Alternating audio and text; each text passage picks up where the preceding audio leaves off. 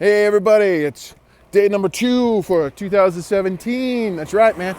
It's the start of a new year, one of the best years that you are going to have. Now, we're all going to have trials this year, but I want to share with you something that's really interesting. So I decided I wanted to buy something really special for my wife, and was looking around in an antique shop for something completely different than her birthday present, or not birthday, but Christmas present, when all of a sudden I see this pot. And it's this pot that she really, really wanted. But this pot had been stuck in the rain, and then the snow, and then the rain again, because it had a whole bunch of rust on it.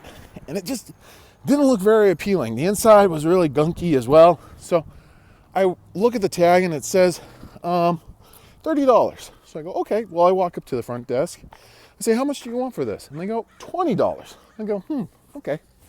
So I take it home and I stick it in the oven and I heat it up. And what the heat does is it actually breaks down the rust. So I take it out of the oven and I start scrubbing it down.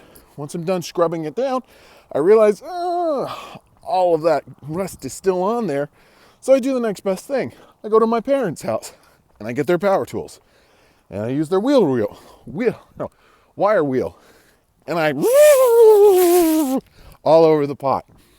And it takes a good amount of time, but all the rust got off and all the gunk inside got removed as well. So then I take it back home and I do what's called seasoning. Now, seasoning is when you put oil or Crisco or some sort of oil-based substance around the entire pot. So I put it around the entire pot. I throw it back into the oven and let it heat up again. And then it creates this beautiful glaze on it. And on Christmas Day, she opens it up and she goes, oh, I didn't know you were going to get something like this for me. How did you stay in budget? And I'm thinking to myself,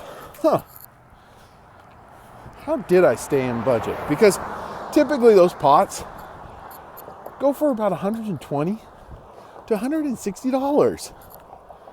And I was like, well, I found something that I knew was worth it, and I fixed it up. And all of a sudden, oh, that's like us.